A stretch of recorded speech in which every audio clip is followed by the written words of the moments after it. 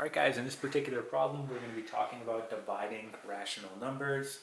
And before we get into this, let's first talk about what rational numbers are in case we forgot. So we know that a rational number is any number that can be written as a decimal or fraction, but it must terminate or end in a pattern. So some examples of rational numbers would be the following. So we could have 7 over 2, right, which we know is just 3.5 or 3.5. And again, that terminates, right? We could also have a quarter, right, 1 over 4, which is 0.25. Again, that terminates. You could have 3 over 4, right? That's 0.75. Again, it terminates. Now, some examples of ones that end in a pattern. You could have, well, 1 over 3, which we know is going to be 0.3 repeating, right? That's a pattern. You could have 2 over 3, right? That's going to be 0.6 repeating, right? So again, a rational number is any number that can be written as a fraction or decimal, but it must terminate or end in a pattern. Okay? So again, the whole point of this video is talking about dividing rational numbers. So let's go over our first example. So we're erasing this.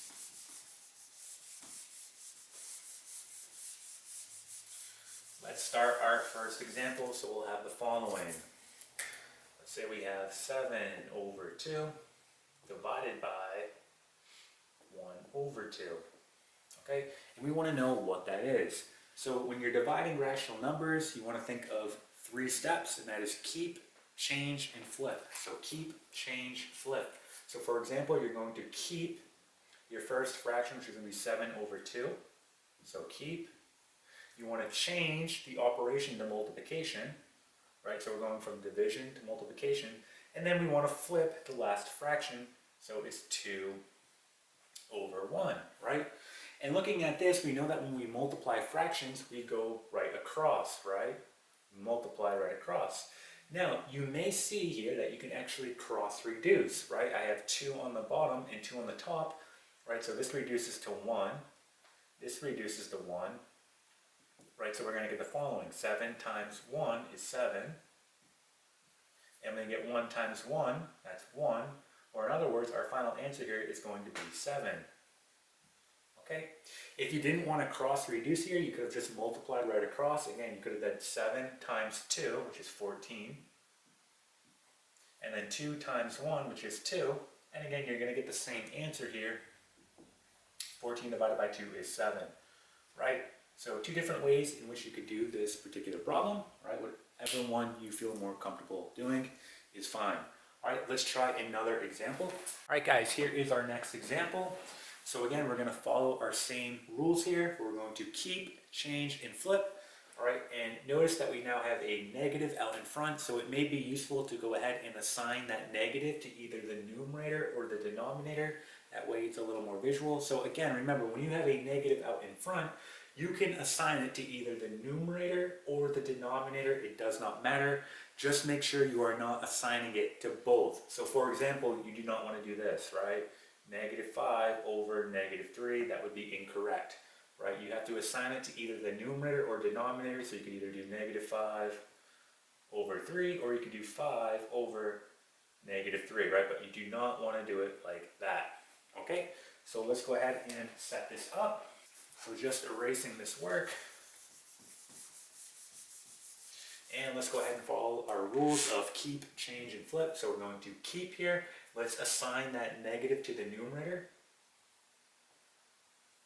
So we have negative 5 over 3. Change the operation to multiplication.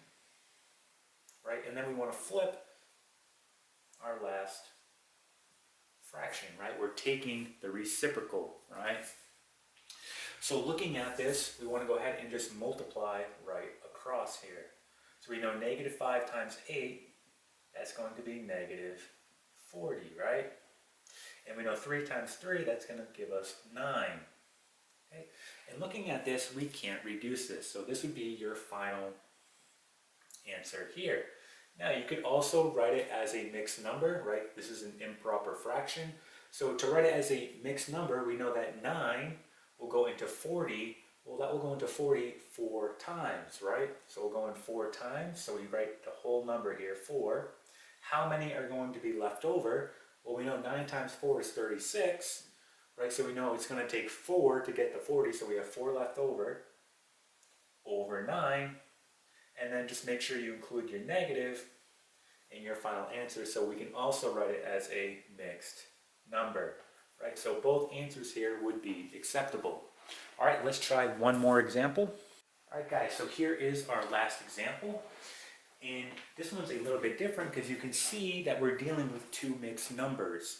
So in order to do this particular problem, we first must put both of these mixed numbers into an improper fraction. And then we can go ahead and do what we're doing like we were in the last examples, okay? So we know that we're given a mixed number and we want to put it as an improper fraction. We simply multiply, right, the whole number out in front by the denominator, and then we add the numerator. So for example, to turn this into an improper fraction, we're going to do 1 times 2. That gives us 2, right? So we can write the operation in. 1 times 2 is 2, and then plus 3, right? That will give us 5. And then we'll write this as 5 over 2. So the denominator stays the same. Okay? Now, this one is a bit different because this guy has a negative out in front. And when you're given a mixed number and you have a negative out in front and you want to put it as an improper fraction, okay, you're going to want to go ahead and cover up this negative and just do your operation as you would. If you don't cover up that negative and you do negative 2 times 3 plus 1, you're going to get the wrong answer. So cover up that negative, all right, and then you're just going to bring it down at the end. So for example, I'm assuming like this is a positive 2, right? So I'm treating it like a positive 2. So I'm going to do 2, positive 2, right, times 3, that gives me 6. And then plus 1, that gives me 7. So I have 7 over 3, and then just bring down the negative. So it's really negative 7 over 3. So that's important, again, when you're given a mixed number and you have a negative out in front, make sure you cover it up and do the operation out as if it was positive, okay? And then just bring your negative down at the end. All right, so now that we have two improper fractions and we're dividing, we can do what we were doing in the last examples, which is keep, change, and flip. So let's go ahead and do that. We're going to keep this, which is 5 over 2. We're going to change this to multiplication. And then we're going to flip this fraction, right, or take the reciprocal. Again, you may want to assign that negative to either the numerator or denominator. It doesn't matter. I'll just assign it to the numerator. So again, flipping it, we'll have negative 3 over 7, right? And then at this point, we just want to multiply right across. So doing that, we get the following. We're going to get negative 15 all over 14. Okay, and again, we cannot reduce this here, so this is your final answer here. If you want to go ahead and write it as a mixed number, well, we know that 14 will go into 15 one time, 1 left over, and then we have 14 on the bottom, and then just include your negative out in front. All right, so you could also write it as a mixed number. All right, so that is dividing rational numbers.